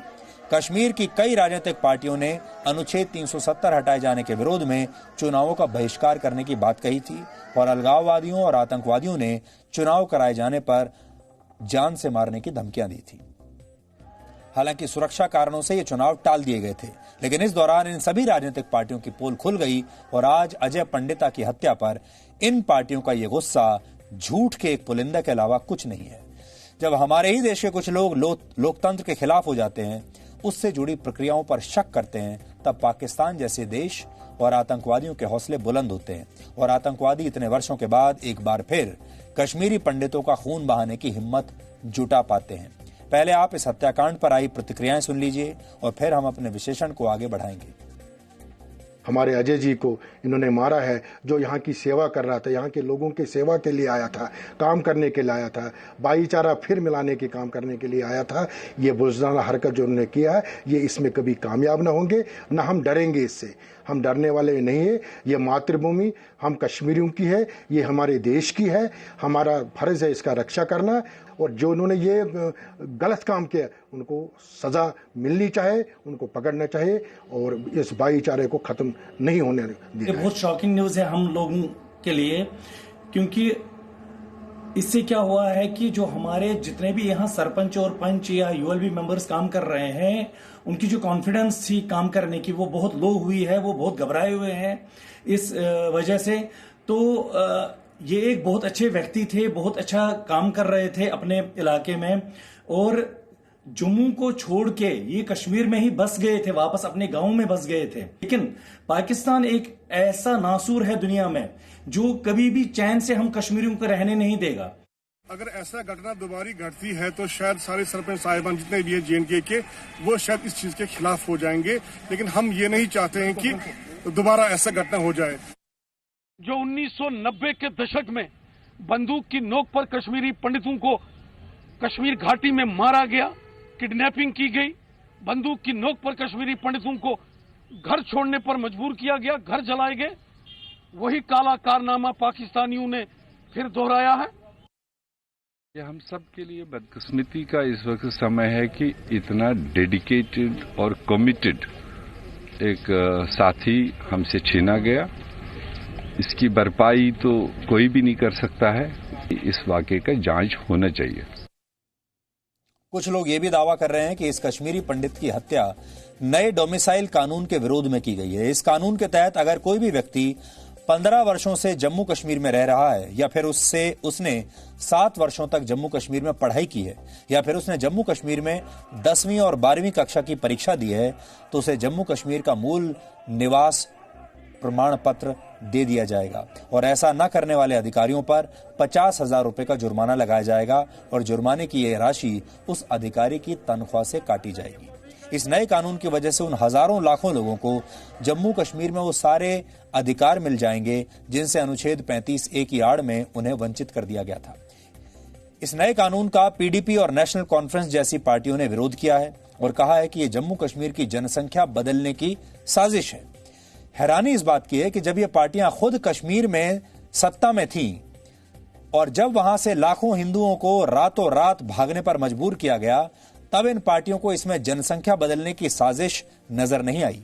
लेकिन आज जब हजारों लाखों लोगों को उनका हक वापस मिल रहा है, तो इनको इसमें साजिश नजर आ रही है। असल में ये लोग जानते थे कि जैसे ही ये सारे लाखों कश्मीरी पंडित देश यहां से चले जाएंगे, तब चुनावों में इन पार्टियों को मदद मिलेगी। 30 वर्ष पहले जब कश्मीरी पंडितों को इस्लाम कबूल करने, कश्मीर छोड़कर चले जाने या मार दिए जाने के विकल्प दिए गए, तब इन पार्टियों ने कभी इसका विरोध नहीं किया। अब आप सोचिए, एक स्वतंत्र देश में, एक लोकतांत्रिक देश में, वहां के नागरिकों के सामने जब ऐसे विकल्प रखे जाते हैं, तब सही मायने में उस देश के संविधान को कितनी चोट पहुंचती है, या फिर तब जब वो देश सताए हुए लोगों को उनके अधिकार देता है। कश्मीर में एक हिंदू सरपंच की हत्या पर अब कुछ लोगों ने नफरत फैलानी शुरू कर दी है।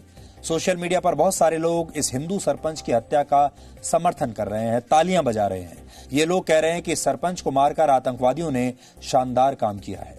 अब आप खुद समझ सकते हैं कि कैसे कुछ लोग कश्मीर को सामान्य होने नहीं देना चाहते और ये लोग कश्मीर को हमेशा धर्म के नाम पर 2 हिस्सों में बांटकर रखना चाहते हैं। कश्मीर में एक कश्मीरी पंडित की हत्या की खबर को आधार बनाकर आज से हम DNA में एक नई परंपरा शुरू कर रहे हैं और इसका नाम है दृष्टिकोण। जी न्यूज देश का पहला प्राइवेट न्यूज चैनल है। भारत में खबरों को सरकार से स्वतंत्र बनाने का श्रेय जी न्यूज को दिया जाता है। इसकी शुरुआत डॉक्टर सुभाष चंद्रा ने की थी। आप इसे आजाद भारत की सबसे बड़ी उपलब्धियों में से एक मान सकते हैं। इसी तरह डीएनए आप सबका पसंदीदा न्यूज शो है और ये टेलीविजन पर दिखाए जाने वाला पहला ऐसा प्राइम टाइम न्यूज शो है जिसमें सिर्फ खबरें नहीं दिखाई जाती बल्कि आप और हम मिलकर तमाम मुद्दों पर एक संवाद करते हैं। और आपके इसी भरोसे के दम पर जी न्यूज और डीएनए पिछले 262 हफ्तों से number 1 prime time show Bharat का बना हुआ है। 262 हफ्तों से, जो अपने आप में एक रिकॉर्ड है। यह अपने आप में एक कीर्तिमान है और इसके लिए हम आप सबको धन्यवाद देना चाहते हैं। डीएनए के माध्यम से हमने पूरी दुनिया को यह संदेश देने की कोशिश की है कि हर खबर पर परिवार के बीच, परिवार के अंदर बातचीत होनी चाहिए और यह परिवार आपसे और हमसे मिलकर बनता है। आज इसी परंपरा को आगे बढ़ाते हुए हम आज से एक नई पहल शुरू कर रहे हैं जिसे हमने दृष्टिकोण का नाम दिया है। इसके तहत हम हर खबर पर आपको अपना दृष्टिकोण बताएंगे और आप अलग अलग माध्यमों से अपनी राय हम तक पहुंचा सकते हैं। ये राय आप मेरे और जी न्यूज के ट्विटर हैंडल के जरिए हम तक पहुंचा सकते हैं। दृष्टिकोण में आज हम आपके सामने 3 बातें रखना चाहते हैं आपके विचार के लिए। पहली बात, जम्मू कश्मीर से विस्थापित किए गए लाखों हिंदुओं की घर वापसी जल्द से जल्द होनी चाहिए और उन्हें पूरी सुरक्षा और सम्मान के साथ उनका हक वापस मिलना चाहिए। देश इंतजार कर रहा है। दूसरी बात, कश्मीर में आतंकवाद और अलगाववाद की बात करने वालों के लिए और इसे समर्थन देने वालों के लिए राजनीति में कोई जगह नहीं होनी चाहिए। तीसरी बात, जो लोग कश्मीर से हिंदुओं और सिखों के पलायन के लिए जिम्मेदार हैं, उनके खिलाफ एक ट्रायल होनी चाहिए, इंक्वायरी होनी चाहिए और इस ट्रायल के तहत उन तमाम लोगों को सजा मिलनी चाहिए जो हजारों कश्मीरी पंडितों की मौत और लाखों कश्मीरी पंडितों के विस्थापन के लिए जिम्मेदार हैं। अगर आप हमारे दृष्टिकोण से सहमत हैं तो आप हमें इस बारे में जरूर बताइए। अपने परिवार में भी, अपने दोस्तों से भी इसके बारे में बात कीजिए और एक राय बनाइए। जब आप राय बना लेंगे, जब देश एक राय बना लेगा तो वो काम हुआ ही समझिए। और अब आज का सवाल, आज आपको यह बताना है कि मशहूर कार्टून कैरेक्टर डोनाल्ड डक को पहली बार किस कार्टून फिल्म में देखा गया था। आप थोड़ा रिसर्च कीजिए इस पर और ब्रेक के बाद हम आपको इस सवाल का सही जवाब बताएंगे।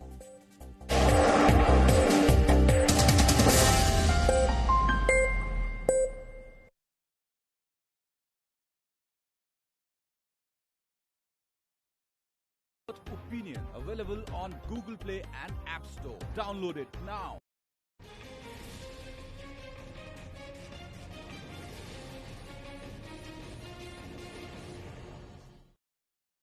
जब आदमी कन्विंस नहीं होता किसी बात से तो उसके बारे में फिर धीरे धीरे नेगेटिव सोचने लगता और वो नेगेटिविटी फिर हमारे ऊपर कब्जा कर लेती।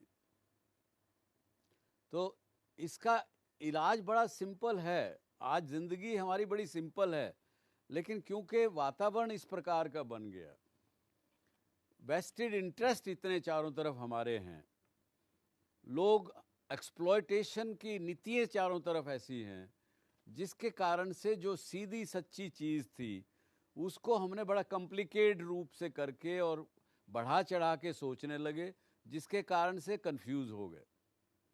नहीं तो सिंपल सी बात है, जिंदगी का एसेंस, मैं पहले भी कई अपने शो में कह चुका हूँ, जिंदगी का सार, निचोड़ केवल 2 ही हैं। एक ये कि प्रेजेंट में रहो, पास्ट और फ्यूचर में अपने दिमाग को मत जाने दो, और दूसरा ये कि जो कुछ है वो इस 5 हाथ की काया में ही है, आपके अपने अंदर ही है। हम ढूंढते हैं बाहर, हर बात का जवाब हम दूसरे जगह ढूंढते हैं, लेकिन अगर सिंपलिस्टिकली अगर अपने आप से समझें तो आपको अपनी बात का जवाब अपने पास ही मिलेगा। और उसको कोई नेगेटिविटी है या कोई भी ऐसी चीज़ है जो आपकी सक्सेस में बाधा बन रही है, जो आपकी खुशियों के बीच में आड़े आ रही है, उसको जब आपको समझ आया कि मेरे अंदर ये कमी है, उसको ठीक करने के लिए हमें ही चलना पड़ेगा। ये शो हो चाहे मैं हूँ, केवल आपको रास्ता दिखा सकते हैं, रास्ता चलना आपको पड़ेगा। लेकिन आज हम बात करें नेगेटिविटी की। नेगेटिव असर हमारे पर बहुत से होते हैं, लेकिन उससे पहले हम पॉजिटिव बात करेंगे। क्योंकि जब तक हम पॉजिटिव नहीं सोचेंगे तब तक हम जिंदगी में नेगेटिविटी को हटा नहीं सकेंगे। अगर एक कोई बड़े, जैसे आपका कॉलेज है, आपके प्रिंसिपल हैं, उनके टीचर्स हैं, कॉलेज की भलाई के लिए कुछ काम वो सोच रहे हैं, 6-7 लोग अगर बैठे हैं, उसमें से यदि एक व्यक्ति नेगेटिव सोचने वाला भी हो ना, तो वो फ़ायदा कर सकता है। क्योंकि वो जो विषय डिस्कस किया जा रहा है, जो निर्णय आपने लेना है, उस पे नेगेटिव रूप भी वो दिखा सकता है। तो ऐसे व्यक्ति भी हैं जिनके अंदर नेगेटिविटी एक अपना टैलेंट होता है। उसको नेगेटिव मतलब बहुत एक बुराई के रूप में नहीं सोच के, अगर ये सोचें कि उसके अंदर एक ये टैलेंट है जो कि जन्म से उनको मिला है, तो ऐसे इंसान अच्छे सिक्योरिटी ऑफिसर हो सकते हैं, वो अच्छे एनालिस्ट हो सकते हैं। किसी बात को एनालाइज करना हो तो उसको एनालिसिस ठीक से करके आपके सामने रख सकते हैं। वो लोग जो बिजनेस के अंदर कोई फेलियर होने वाला है उसको पहले देख सकते हैं, क्योंकि नेगेटिव बात सोचेंगे, नेगेटिव क्वेश्चन करेंगे। तो इस प्रकार के रोल में यदि नेगेटिव सोचने वाला व्यक्ति लगाया जाए तो वहाँ पे वो एसेट हो सकता है। लेकिन नेगेटिविटी की कुछ अच्छाइयाँ भी हैं, ये भी हमको सोच के चलना पड़ेगा। और कभी आपको लगे कि मेरे अंदर नेगेटिविटी कुछ है आपके अपने अंदर, उसको स्ट्रेंथ में कैसे बदला जाए, ये भी जान लेना बहुत ज़रूरी होगा। No signal, no worry. Presenting Z News app with live TV, latest updates and expert opinion. Available on Google Play and App Store. Download it now.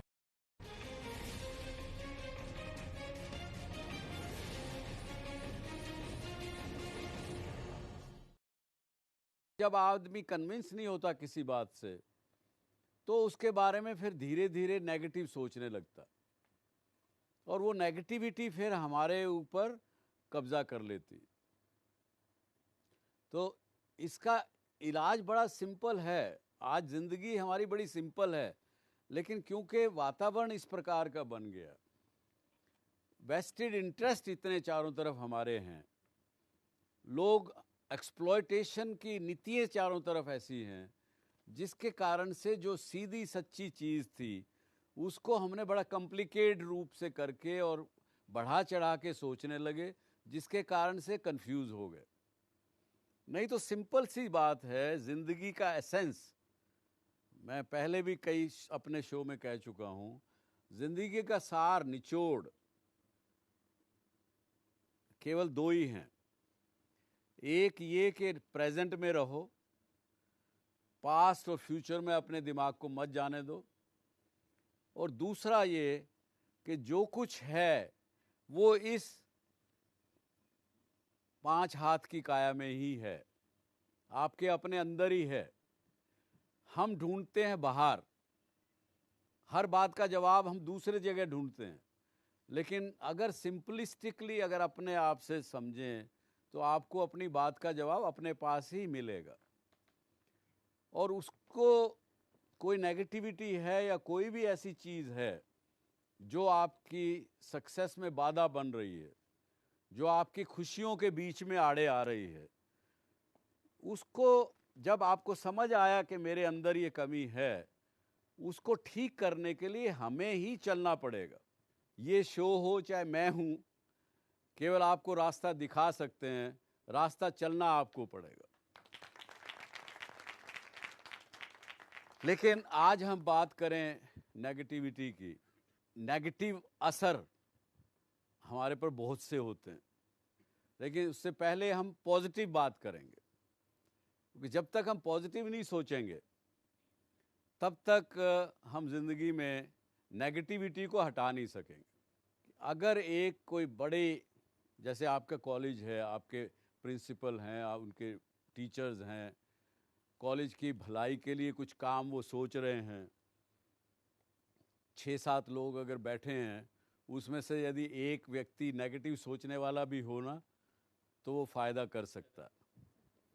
क्योंकि वो जो विषय डिस्कस किया जा रहा है, जो निर्णय आपने लेना है, उस पे नेगेटिव रूप भी वो दिखा सकता है। तो ऐसे व्यक्ति भी हैं जिनके अंदर नेगेटिविटी एक अपना टैलेंट होता है। उसको नेगेटिव मतलब बहुत एक बुराई के रूप में नहीं सोच के, अगर ये सोचें कि उसके अंदर एक ये टैलेंट है जो कि जन्म से उनको मिला है, तो ऐसे इंसान अच्छे सिक्योरिटी ऑफिसर हो सकते हैं, वो अच्छे एनालिस्ट हो सकते हैं। किसी बात को एनालाइज करना हो तो उसको एनालिसिस ठीक से करके आपके सामने रख सकते हैं। वो लोग जो बिजनेस के अंदर कोई फेलियर होने वाला है उसको पहले देख सकते हैं, क्योंकि नेगेटिव बात सोचेंगे, नेगेटिव क्वेश्चन करेंगे। तो इस प्रकार के रोल में यदि नेगेटिव सोचने वाला व्यक्ति लगाया जाए तो वहाँ पे वो एसेट हो सकता है। लेकिन नेगेटिविटी की कुछ अच्छाइयाँ भी हैं, ये भी हमको सोच के चलना पड़ेगा।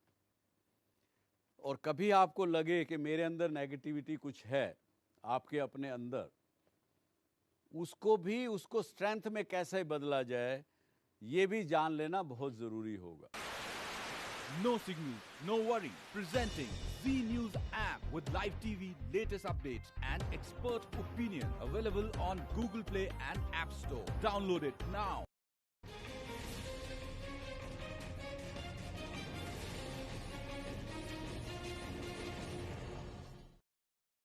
जब आदमी कन्विंस नहीं होता किसी बात से, तो उसके बारे में फिर धीरे धीरे नेगेटिव सोचने लगता, और वो नेगेटिविटी फिर हमारे ऊपर कब्जा कर लेती। तो इसका इलाज बड़ा सिंपल है। आज ज़िंदगी हमारी बड़ी सिंपल है, लेकिन क्योंकि वातावरण इस प्रकार का बन गया, वेस्टेड इंटरेस्ट इतने चारों तरफ हमारे हैं, लोग एक्सप्लॉयटेशन की नीतियाँ चारों तरफ ऐसी हैं, जिसके कारण से जो सीधी सच्ची चीज़ थी उसको हमने बड़ा कॉम्प्लिकेटेड रूप से करके और बढ़ा चढ़ा के सोचने लगे, जिसके कारण से कंफ्यूज हो गए। नहीं तो सिंपल सी बात है, ज़िंदगी का एसेंस मैं पहले भी कई अपने शो में कह चुका हूँ, ज़िंदगी का सार निचोड़ केवल दो ही हैं। एक ये कि प्रेजेंट में रहो, पास्ट और फ्यूचर में अपने दिमाग को मत जाने दो, और दूसरा ये कि जो कुछ है वो इस 5 हाथ की काया में ही है, आपके अपने अंदर ही है। हम ढूंढते हैं बाहर, हर बात का जवाब हम दूसरे जगह ढूंढते हैं, लेकिन अगर सिंपलिस्टिकली अगर अपने आप से समझें तो आपको अपनी बात का जवाब अपने पास ही मिलेगा। और उसको कोई नेगेटिविटी है या कोई भी ऐसी चीज़ है जो आपकी सक्सेस में बाधा बन रही है, जो आपकी खुशियों के बीच में आड़े आ रही है, उसको जब आपको समझ आया कि मेरे अंदर ये कमी है, उसको ठीक करने के लिए हमें ही चलना पड़ेगा। ये शो हो चाहे मैं हूँ, केवल आपको रास्ता दिखा सकते हैं, रास्ता चलना आपको पड़ेगा।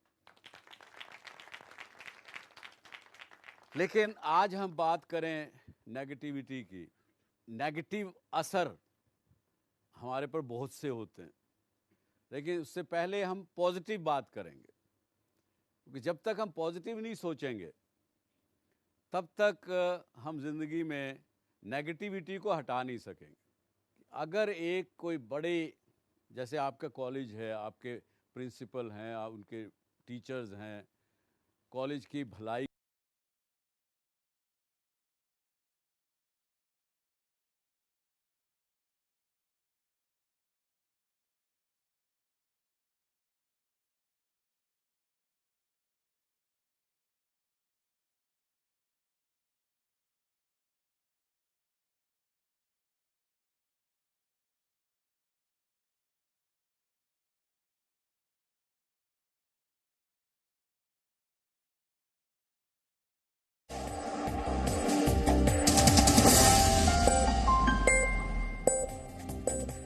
और अब देखते हैं कि आज के इतिहास में क्या लिखा है। सन 1900 में आज ही के दिन भारतीय स्वतंत्रता सेनानी बिरसा मुंडा की रांची की एक जेल में संदिग्ध परिस्थितियों में मृत्यु हो गई थी। ब्रिटिश सरकार ने तब कहा था कि बिरसा मुंडा की मृत्यु कॉलेरा की वजह से हुई है, जबकि असल में बिरसा मुंडा के शरीर में कॉलेरा का कोई लक्षण नहीं मिला था। मृत्यु के समय बिरसा मुंडा की उम्र लगभग 25 वर्ष थी। उन्होंने वर्ष 1895 में लगान माफी के लिए अंग्रेजों के विरुद्ध मोर्चा खोला था, इसलिए उन्हें गिरफ्तार करके 2 साल के लिए जेल में डाल दिया गया। फिर सन 1900 में उन्हें दोबारा गिरफ्तार कर लिया गया। बिरसा मुंडा भारत के उन नेताओं और क्रांतिकारियों में शामिल हैं जिनके चित्र भारतीय संसद के सेंट्रल हॉल में लगे हुए हैं। वर्ष 1934 में आज ही के दिन मशहूर कार्टून कैरेक्टर डोनाल्ड डक को पहली बार द वाइज लिटिल हेन नाम की एक कार्टून फिल्म में देखा गया था। इसकी रचना वॉल्ट डिज्नी प्रोडक्शंस ने की थी। माना जाता है कि इस कार्टून कैरेक्टर के नाम में डोनाल्ड नाम को जोड़ने की प्रेरणा ऑस्ट्रेलिया के महान क्रिकेटर डोनाल्ड ब्रैडमैन से मिली। वर्ष 1932 में ऑस्ट्रेलिया की टीम उत्तरी अमेरिका के दौरे पर गई थी, जहां एक स्थानीय टीम के खिलाफ खेलते हुए डोनाल्ड ब्रैडमैन 0 पर आउट हो गए थे। क्रिकेट की भाषा में इसे डक कहा जाता है। उस दौरान वॉल्ट डिज्नी एक नए कार्टून कैरेक्टर का निर्माण कर रहे थे। जब उन्होंने एक अखबार में ब्रैडमैन के डक पर आउट होने की खबर पढ़ी, तब उन्होंने अपने नए कार्टून कैरेक्टर का नाम डोनाल्ड डक रखने का फैसला किया।